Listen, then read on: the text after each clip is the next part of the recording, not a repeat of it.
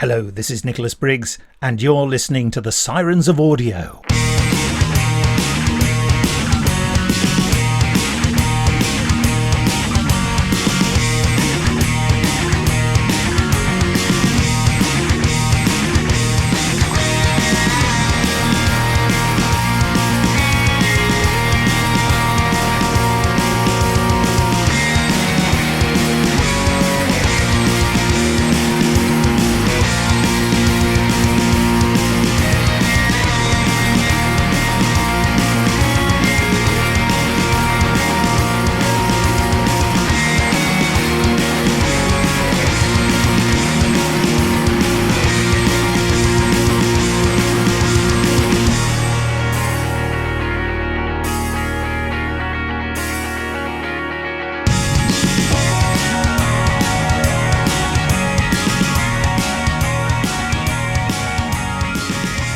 G'day audiophiles, you are listening to the Sirens of Audio. My name is Dwayne, and it is my great pleasure to have a couple of cohorts with me this week. First of all, I want to introduce someone who could be coming on, I hope, more regularly. That's Philip. G'day, Philip. G'day, Dwayne. Great to be here. Thanks very much for coming on. And from the Something Who podcast, we've got Richard, all the way from sunny, sweltering UK. How are you? Yeah, fine, thanks. Yeah, it's nice that we've finally hit summer, and you know, in the UK, summer is always a sort of, it's more like your winter than anything else. But yeah, we're getting there, and yeah, it's reasonably nice today. Very good. Tell us a bit about Something Who. I've only recently got into your podcast, and I really, really like it. I like the banter between you, Paul, and Giles in particular. You've got one other guy, haven't you? I can't remember his name. Yeah, Simon, from time to time, and we have other guests too, but yeah, those are the main four. Yeah, I really enjoyed the episode you did recently with Chris Chapman on his Blu-ray extras. I thought that was fantastic, and yeah, always good stuff. How did your podcast start? It was originally something else, and it kind of morphed into Something Who. Is that right? Yeah. So what happened was, a wee while ago now, I've been sort of dark in fandom for a long time. I started watching Doctor Who as a boy in the mid-70s, and I had a brief flowering in the mid-80s. Wrote a couple of things for fanzines, went to a few conventions, and then that was it. And when the missing episodes Phil Morris thing exploded in 2013, that was, I guess, my cue to get a little bit more involved, and I started going on, as everyone did, on forums and trying to work out just what was going on. And through the forums I met a bunch of people, because I guess I've been a solitary Doctor Who fan for a very long time. I've read fanzines and magazines and so on, but apart from one person at school, one person at university, and the odd person here and there, I haven't really had anyone to talk to about Doctor Who over the years. So joining up with this bunch of people on forums, it sort of gave me a bit of an outlet. Anyway, one of them was Tim, who was also known as Eric the Halferby on the Gallifrey Base Forum, and he decided to start a podcast, and he invited me to take part in it, called the Grumpcast, and we did about 10 of those. But he decided to bring that to an end, and I kind of got the bug. And I then started something which we called 13 Cast with Paul and with Giles to cover the first series of Jodie Whittaker, which we did, and we enjoyed doing that. But clearly, when we reviewed those stories, that came to a natural close. But we still wanted to do something, so we came up with this idea for Something Who. And the idea was, you've got something from the old series, something from the new series, and so it's sort of like a riff on that, something old, something new. So something old, something new, something borrowed. Typically, I would do a sketch that uses some of the dialogue from one of the stories that we're looking at, but takes it in a slightly different place, and then that makes Something Who. So we've done a fair few of those ones, and then the University of Central Lancashire Mission to the Unknown remake came out, and we all liked that. and Andrew Ireland got in touch, having heard the thing that we did, and he seemed quite prepared to have a go and come on the podcast. So I did a chat with him, and that worked out quite well. And so since then, to augment the usual ones, I've done a few chats with various people who've responded to my call, and Chris was one of those. And we've also spoken with Toby Haydock and Jeremy Bentham, who was a name I was familiar with from years and years ago in fandom, but Giles knows him quite well, so he got me in touch with him. So yeah, it's been fun to do those ones as well. Yeah, I really enjoyed the Jeremy Bentham one, actually. I only listened to that in the last couple of weeks. And I was very surprised to hear that was the first time he'd ever done something like a podcast. Is that right? Yeah, I think so. I think he might have possibly been interviewed by someone in at a convention, and might have been bunged out. But I mean, I did a search and I couldn't find any instance of him being on a podcast, and he certainly thought it was the first time for him. So yeah, that was surprising considering how long he's been in fandom. So it was nice to get a chance to delve into his memories and particularly I suppose for younger fans for whom the name doesn't really mean very much to bring that bit of history back for them. So what's your history, shall we say, as far as Big Finish goes? Have you been listening right from the beginning? Is it something you got into midway through, or what's the story with that? Almost the beginning. So I think when I came across Big Finish, there were about half a dozen of them out.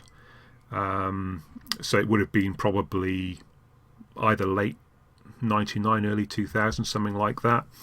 And so I dipped my toe in the water. I think I listened to the Sirens of Time and one other, probably a early Davison one. And I enjoyed both of those well enough that I kept coming back, and then I took out a subscription, and I was with them pretty solidly, I'd say, for about 10 or 15 years. In the last few, I mean, I've kind of lost contact a bit with the monthly range. I'm still getting quite a lot of box sets, but I'm a little bit behind in my listening of those as well. But yeah, I mean, I've listened to more Big Finish than is probably healthy for a person, but and generally I've enjoyed them. And what about you, Philip? What's your history as regards Big Finish? So with Big Finish, I started from the very beginning. So with the Doctor Who Club of Australia, they started selling the audios 20 years ago, and Sirens of Time was my first audio, and I have had everything since then. So I get it all, basically. There's a couple of series I'm not into or haven't got, but I just started off with just playing just to get the Doctor Who, but then they put the Benny spin-off episode on, and so I've now bought all the Benny, and yeah, so bit by bit, it's just bankrupted me slowly, bit by bit. Do you still get all the hard copy CDs, or do you just go download now? I tend to go download myself because I'm out of space, and postage is just a bit ridiculous to Australia. Yes, so I started off just getting them through the Doctor Who Club, and then I worked out I could actually get them cheaper by getting them sent. So I actually started buying them bulk and getting them sent over, but ran out of space and the cost of the postage, and it was a hard decision to make to start going download, and it hurt. But yes. I went download probably 5-6 years ago, and now I can't imagine. I never pull out a CD anymore. So I had a special cupboard made. They all sit in there, never get touched, never get seen. I think I'm just going to have a quick look. My last hard copy monthly was $255, so I'm going to be 20 shy of my complete collection. That's very, very irritating. Very irritating. You may not buy the last 20, I suspect. I think I might. Yeah. Just to get that complete. So I had to dig in a cardboard box under the bed to find my version of Neverland for this particular one. So, but yeah, I've got a fair few, but I think I went download almost as soon as they started offering that. Let's go into a trailer for the episode that we're going to talk about today. Doctor Who, Neverland. countless billions of people in the whole of space and time. Why did it have to be you? October the 5th, 1930. Airship R101 crashes in France. Humanian era, Earth, January the 30th, 1933. Adolf Hitler appointed Chancellor of Germany. Humanian era, Earth. It has been a time beyond measure. Here, alone in the cold, adrift and aloof from my people, my home. Once, my name was hailed and feared in equal measure by friends and enemies alike. Surely the Time Lord won't harm you, of all people. On past form, I wouldn't like to bet on that. Am I to assume that the agency has located the Doctor? Madam President. Where is he? Drifting in the Action Galaxy. Doubtless the Doctor will be twisting like a slithery nematode, but he shan't be wriggling off this hook this time. I died. That's right, isn't it, Doctor? Burned in the wreck of an airship. Born on the day the Titanic sank, died on the R101. Poor, tragic little Charlotte Pollard. Her life snuffed out before it had even begun. That's how it is, isn't it, Doctor? I am the Lord Rassilon. At last, my children, you have returned to me.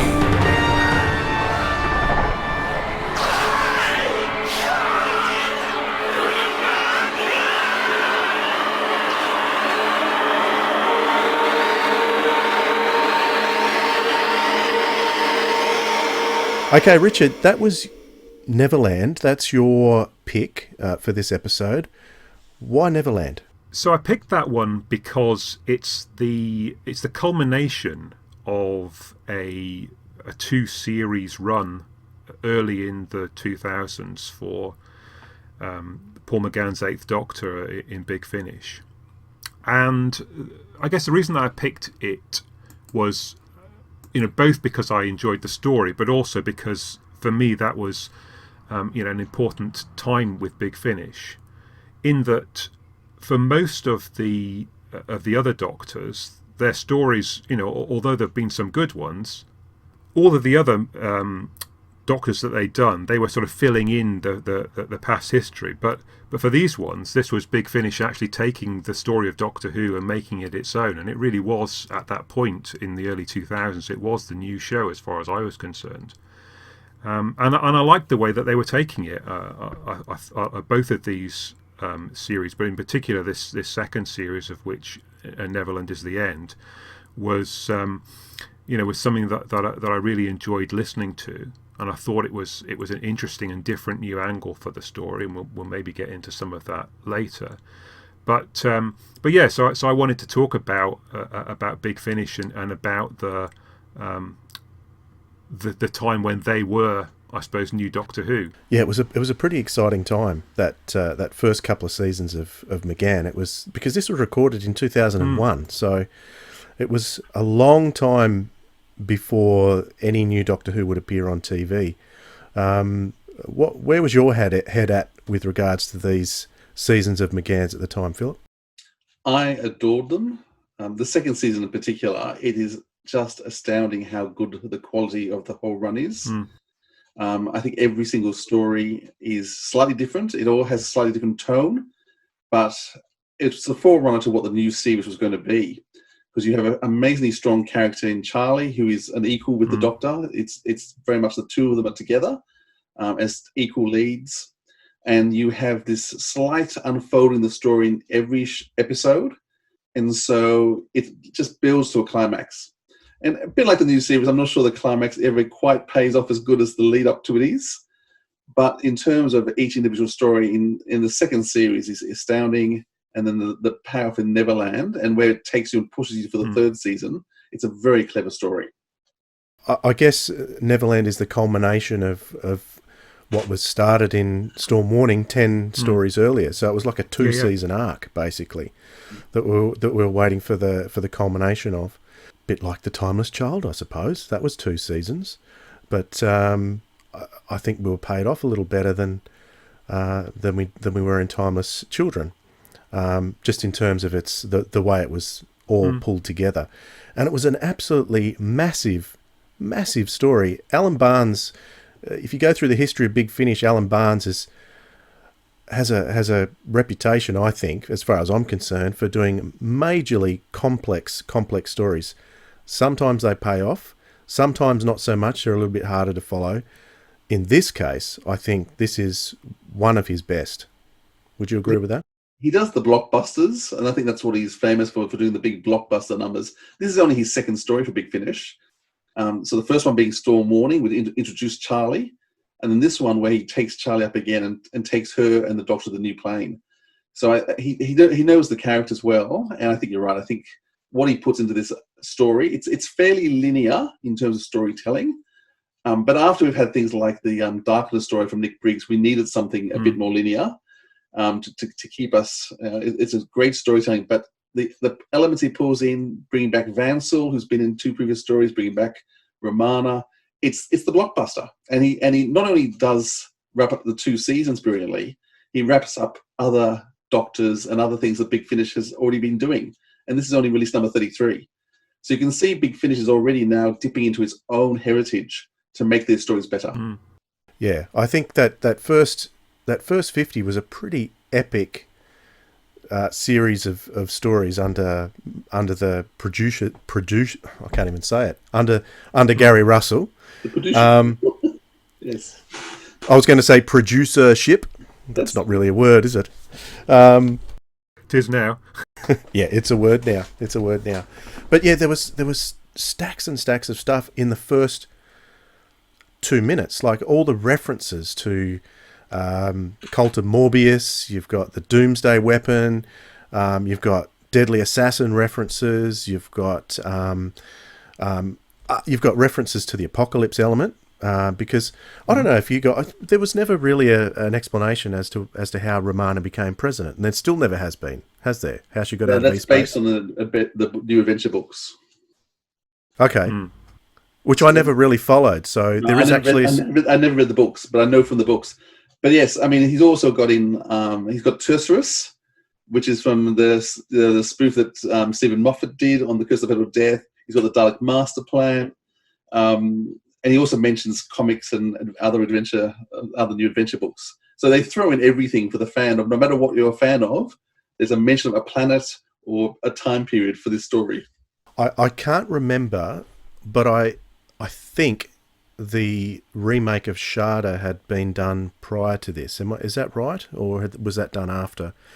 I can't remember, but that was one of 3 times, I think, that the 8th Doctor was with Romana as the president of Gallifrey. What do you think of those two together on audio, Richard? Yeah, I like that. I mean, particularly there's a nice scene in the second part of this where they've got that sort of under the console or something like that. They're sort of pretending that they're fixing something, but they're having a chat. That works rather nicely. I mean, I think, you know, what we've seen across the Big Finish run is that Paul McGann seems to work pretty well with almost anyone. But I mean, in this one, I think both his interaction with Romana and with Charlie, I think both of those are very good. And you know, the acting, I think, is excellent. Yeah, I was watching in this last fortnight because I was following someone else's podcast and they were reviewing Stolen Earth, and what's the other one called? Mm-hmm. What's the last one called? Can't remember. The Stolen Earth finale, and that big romance between Rose and the Doctor. It seemed like it was very new, but it had been done, but it had been done in quite a different way between the 8th Doctor and Charlie, and I think for me personally, in a more satisfying way. What was your opinion, Philip, on the romance kind of aspect between the 8th Doctor and Charlie, or was it a romance? Well, it's interesting. It caused a stir at the time, and I still think it's the only time the Doctor has still said "I love you" to a companion. Yeah. Because he actually says to Charlie, "I love you," and they say, because at that point Charlie's basically begging the Doctor to kill her, and saying, "If I die, everything gets made right. You have to end it for me." And I don't actually think it's a romance. there is obviously love there. There's a concern there. I know it caused a huge controversy with many fans when it came out, and how dare the Doctor say. Though that being said, you do want to listen to Scherzo, because Scherzo is a fascinating examination of coupling and a relationship. So it's hard to know, is the Doctor capable of love romantically?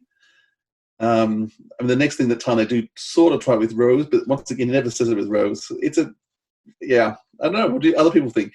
Yeah, so I like it. I mean, I think I see it as certainly a more platonic relationship than the Rose and 10th Doctor one, but it's not entirely that. I mean, there's something in there as well. There's a spark, but I don't think it's quite the same as the Rose and 10th Doctor one. But yeah, no, I was up for that. For the Doctor saying that he loved Charlie, and for Charlie saying that she loved him, because it kind of was how it had come across in the previous 9 stories, and it seemed like the culmination of a relationship that's never quite the same again. But in those 2 series, the two of them, they have a great enthusiasm for life and for adventure, and they seem to come off each other quite well. Throughout that, and this seems like it's been earned.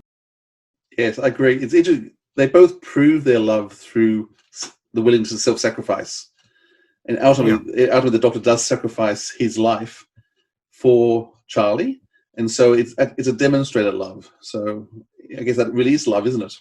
Okay, so what about some of the other concepts that were brought in? We'd been to Gallifrey a couple of times in Big Finish previously, but was this the first time we'd seen something like battle TARDISes coming into the fore, and the time-space event opening up in Charlie and being able to travel through it? What did you think of those concepts within the story? It was interesting. I listened to the whole story again today just to refresh myself, and I had forgotten the battle TARDISes being there and that whole chase scene. And it was actually very dynamic and exciting. So I think it actually may be the first time battle TARDISes get used. They, in some ways, I feel they're a bit overused now, because with the War Doctor series, everything's a battle TARDIS. But yeah, I think you're right. It's the first time they were used. It was a great kick-off.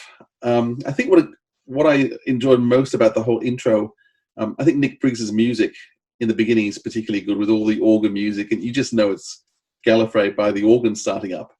So I think Nick's done an amazing job with the music throughout, and then it becomes a very subtle music throughout the whole series for the rest of the story. But the opening, in terms of what's going on with the time slippage, I guess we've got clues that something's wrong with Charlie earlier on. I guess the end of the Narman story, where Charlie appears and kills the 2 main characters, which is just the most tragic end to that story.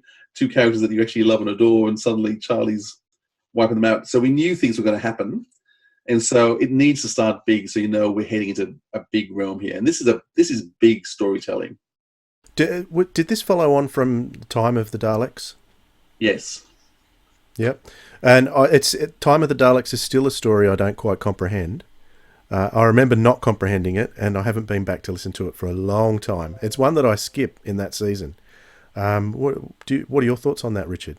I'd say similarly. I mean, I haven't re-listened to it in a while. I mean, I think it kind of made enough sense as I was listening to it, but I also kind of felt like probably I could have got more out of it if I could have been bothered to go back and sort of really analyse it in depth. But that's not really what I've been doing with Big Finish plays. I mean, they've tended to be things that I listened to in the car or while I was doing something else, for fun. So yeah, I've tended to go for something that I find is diverting and so on. I mean, I do love a complex story, and I think if it comes across well enough in one listening, then I think that's the ideal. I think if you have to delve into it with repeated listenings, then although that may be very clever, I think it's probably missed its point. And back in the days when there were only 33 Big Finish CDs, we could go back and listen over and over again. Yeah. But now we're trying to keep up with all the new releases. It's hard to re-listen to things. We just don't have the time to invest that we used to, I don't think. What about the use of the CIA? This is going right back to the very first Big Finish story with Van Cell, Coordinator Van Cell, and it's his final appearance as well in the Big Finish universe. What are your thoughts on the direction of the CIA and where they're taking that? Because I think this might have been prior to the Gallifrey series, right? Yes, it was from the basis of this, and then the next one's Agrius, that they decided to go with Gallifrey. So I think Lana Ward was just so extraordinary, and they had worked out how good she was to work with. And then once they then brought Louise Jameson in to Zagreus, and the two of them just clicked so perfectly, that's when Gary came up with the idea we can do a whole series, which is why Gallifrey. But yeah, you can see with Van Cell too, he's the early, having killed him off, they needed to introduce a similar character to him, which is what they did in the Gallifrey series as well. I think the CIA, which started off as a joke, the Deadly Assassin, here becomes actually quite a formidable, terrifying force. And I guess the fact that you assume that Romana's in control, and during the course of the story you realise she's not. That in fact Van Cell has his own plans, and he's so willing to depose her. And although later on it's clear he becomes infected by the anti-time, at the start he's not.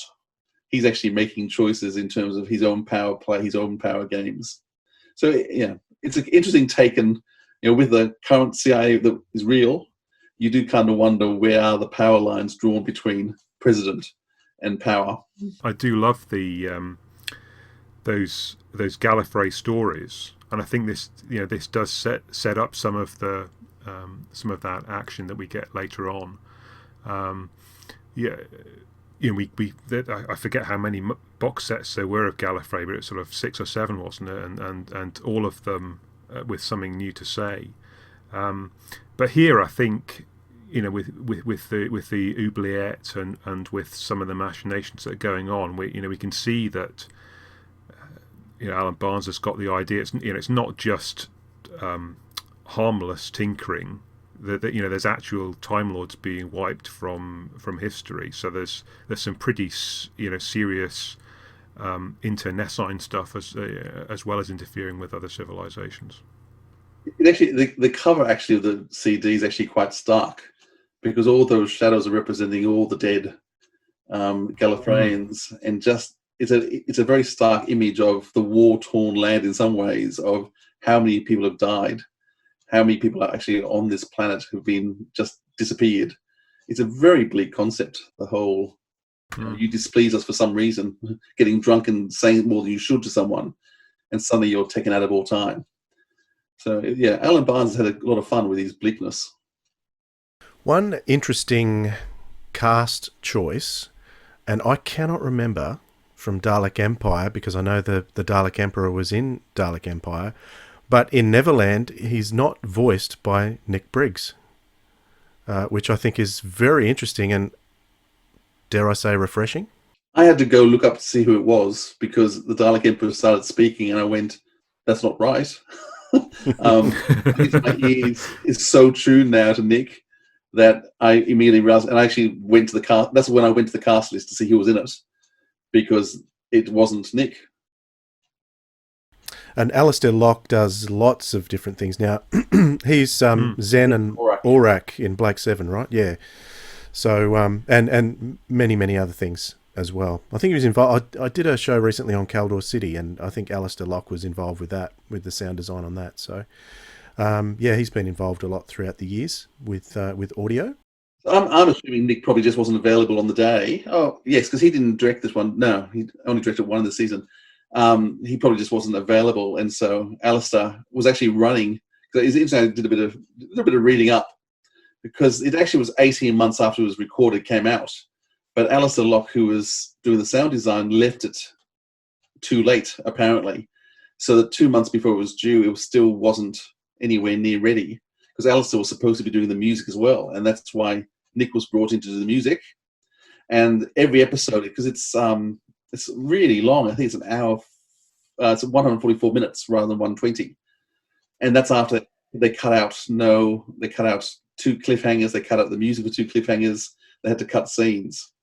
So the whole thing is just really very, very long, which I guess partly gives it that epic scale. But Alistair Lockett just left it so late, and I think it was probably just too late to put Nick in to do the voices, and he just had to do them himself. I'm not sure. I'd be curious to ask Nick what happened there. And also, this is the third appearance of Don Warrington in the season, because I think he appeared in Seasons of Fear, and he also had some cameos in Time of the Daleks as well. He had quite a major role in an episode in season 2, didn't he, with the Rise of the Cybermen? He was the president of Earth. President of Earth? President of England. Oh, President of England. Yeah, that's right. England. That's right. So yeah, I would have liked to have seen him back as Rassilon, because I really, really like him as Rassilon. He's got such a beautiful voice to listen to on audio. What are your thoughts on that? I think he's Rassilon of the Shadows slightly as well. I mean, particularly in this, it's not it's not the old King Cole from the Five Doctors, but neither is it the thing we've seen in the new series either. We're very flashy and flamboyant and out front. He's very much sort of at the edges of what's going on, but directing it, and I think for me that works better. He would appear again. I'm pretty sure he did both the careers, and then he's again later in one of the careers episodes. I haven't picked it up, but he does appear again a couple more times. He's in the 2 seasons later, I think, when they wrap up the Divergent Universe arc. He's back in the next life. Yeah, that's right, and he's once again that amazing voice, and it's both sinister and refreshing, and you're never quite sure where you stand. He plays it quite enigmatically, which I think works really well. Yeah, absolutely. I love that we've got so many Rassilons in the Doctor Who universe. We're getting Masters all over the place, and now we're getting Doctors all over the place. I love that every time we see Rassilon or an incarnation of Rassilon, there's no explanation, and I think that that's something that the Doctor should always have too. I don't know. That's just my thoughts on that. But yeah, Don Warrington, fantastic as Rassilon. Was there anything else that I missed from Neverland that you wanted to bring up, Richard? I think we've probably talked about most of the stuff from the story itself. I mean, I think what I wanted to talk about primarily is that at the time when the series was announced that it was coming back, it was sort of late 2003, wasn't it, when the new series was announced? Yeah. And at that stage, we still hadn't had Segrea, so Neverland was the most recent Paul McGann at that point, and effectively the most recent new episode, if you saw Big Finish as taking the series forward. And it seemed to me when they made that announcement that Paul McGann and India Fisher had done a 20-episode audition or a 10-story anyway audition for this new series, and I'd have been quite interested to see them take it forward. Now, I mean, clearly that wasn't RTD's model for what he wanted to see in the series. He had a very different view. We had Rose, who was much more down to earth than the figure of Charlie, and although of course McGann is famously a Scouser, the way he played it was more kind of owing to RADA, and Eccleston was very much drawing on his Manchester roots. But I think it would have been interesting. I mean, perhaps it wouldn't have had the same public appeal. Perhaps it wouldn't have caught on. But it would have been interesting to see what we could have done with a TV version of this, because I think that relationship between McGann's Doctor and Charlie is one of the best Doctor companion things that we got, and it certainly showed a way forward for a different sort of Doctor companion relationship that was to some extent picked up in the new series. I've got one other thought, but we should let Philip jump in with some of his thoughts about the story. One of the things I think that stands out for me with this episode too is due to accidental reasons, they didn't have the middle cliffhangers, and so they just became one-disc stories. And I think that actually showed a level of excitement and storytelling that they picked up on. And so pretty soon, Paul McGann wasn't going to have 4-episode stories anymore. They're going to just go to the box sets and the single-disc stories. And I think that this sort of paved the way to show that could work successfully. So I think up until now, Big Finish was copying the 4-story model that Doctor Who classically always used. This is the start of actually them saying, you know what, storytelling can be longer story, no cliffhanger. And a lot of their shows, episodes, so Gallifrey was going to follow that model. Bernice was going to start following that, or the Bernice stories were going to start following that model. So it just became the norm. And even now, the box sets are all single stories. I think they engage the audience better and they just flow better. And I was kind of waiting, because I'd forgotten the fact that they didn't have 4 episodes this story. And so I was kind of waiting for the cliffhanger. But the fact that it didn't come actually drove the story, I think, better. So that's just one of my observations, and one of the things I enjoyed about this particular disc. It did have 2 cliffhangers, though. It had one at the halfway point and then one right at the end, which was a really interesting cliffhanger. And I can still remember the first time I heard this story and that cliffhanger at the end. It sent shivers up my spine. It was built up that well and that good that I just could not wait for Zagreus. Of course, we had to wait for a long time.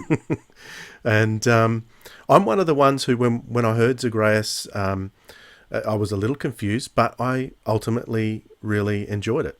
I think it was the reason they took Zagreus in the direction they did was to try and do a multi-Doctor story totally different to however it had been done before, and I think it was done really well. So gets a lot of stick for, being this big build up with Neverland and then Zagreus a bit of a letdown. But I still really get excited with listening to Zagreus as well. So the exciting thing about this whole Big Finish period is it keeps taking risks, and they don't always pay off. And so sometimes you do end up with a story, you go, "Ooh, that didn't work," but you can't blame them for trying something. And Zagreus was a big trial. I mean, Gary, I think he wanted to really just show what amazing actors he had by giving them different sorts of material. It's sort of the Big Finish originals first up. And so I think that the choice he made, I said, people will disagree whether it worked or not, but it was a great risk he was doing. And I love the fact that the Big Finish kept taking risk after risk with what they were doing in this early stages. They really weren't playing it safe. They were seeing how far could you push the envelope. Because one of the scary thoughts for me at the time was, oh no, the new series is coming back. I loved Big Finish so much by that stage. I thought there was a possibility it might go and be swamped by the TV series. But I'm so sorry. I think they thought that too. They were Did worried. they? Yeah. They were worried they were going to go. And it very nearly happened as well, as far as I understand. I mean, I think they lost a lot of subscribers in that period, but they just managed to keep going. Yeah, very good. What was the other thought that you had, Richard, that you wanted to bring up? Yeah, it was just that I wondered if Alan Barnes should be asking Stephen Moffat for some royalties, because I was thinking about Hellbent. It seems to me like it has an awful lot of similar themes. You've got, the Doctor plucking a companion out of time, saving her from dying, and then there's a contradiction in time, and people are after him, because of that. You've got Rassilon in a story. You've got Gallifrey. It's the end of season arc. It just, it feels. I mean, I think this is rather a better story in my view than Hellbent, but it just feels like I don't know. Maybe people picked this up at the time, but as I was listening to this again, I suddenly thought, gosh, it's rather a familiar story now. I've picked up lots and lots of similarities between stories on the TV. So even the relationship between the 13th Doctor and Graham. We've got an older companion, which I think is fantastic. And It's great to see it on TV. Yeah. Big Finish did it first with 6th Doctor and Evelyn. So lots of things that Big Finish have done, and it's interesting that as the license holder, Big Finish can always be vetoed by the BBC. But I think maybe sometimes the BBC goes, "Oh, that's a good idea. We might rework that and try this in a different way." That could possibly happen from time to time. All right, can we have a look at some feedback that I managed to get from Facebook? We'll have a look at that now. Max Kime, I think it's pronounced, hopefully. Neverland is absolutely great and an amazing intro episode for the Zagreus storyline. In my opinion, Neverland and Zagreus need each other to truly work as the final to the Web of Time arc. Neverland introduces some great concepts and really knows what to do with it, and the last few minutes are truly chilling. I loved every second of it. Thanks, Max. Frank Jason Roden said it was so good that it put Gary completely behind the 8 ball. There was no way, especially after a year and a half of anticipation, that the anniversary release was ever going to be anything but an anticlimax. Interesting thoughts, Frank. Thank you. From Heidi Mikkelsen-Nyman, I think it was interesting. I'd love to give feedback to every episode I've ever had the time. Currently listening my way through all the works I can get hold of with the 8th Doctor. Can't go too wrong with that. And I think I still think Big Finish monthlies 1 to 50 is still available for free on Spotify, so you can listen to all those there. Both first seasons of McGann are up there. Stephen Swinburne says Big Finish peaked here. It had jeopardy because it was never clear how much Paul McGann liked us, and with this, his contract was up. It felt like this could have been the end. And what an end it would have been. Great story. And he put spoilers. Paul McGann came back, and I really hope after all this time that he now quite likes us and the role. Does anybody know how his opinion has changed over the years? Well, having seen Paul McGann in Australia, I think he's still quite happy doing what he's doing. As the 8th Doctor, I think he loves it. All right.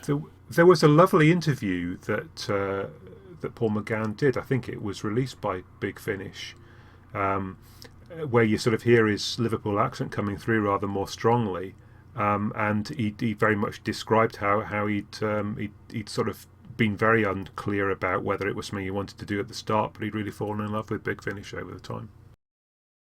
Yeah, it's a funny thing. Everyone seems to fall in love with Big Finish. I don't know. They must have that little magic there that that even Tom Baker, they got him in the end. They always said they wouldn't, but they got him in the end.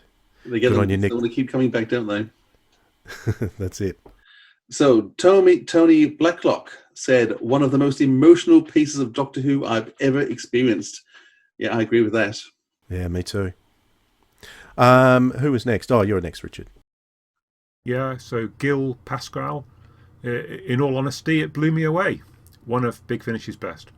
Abby Chambers says, I love it. Charlie is one of my favourite Big Finish companions. I agree. Daniel Kennedy says, one of my favourites. It was this story that got me hooked on Big Finish. Andrew Gibbons, one of my favourites. I preferred this to Zagreus. And Robert Evans says, hell of a cliffhanger ending.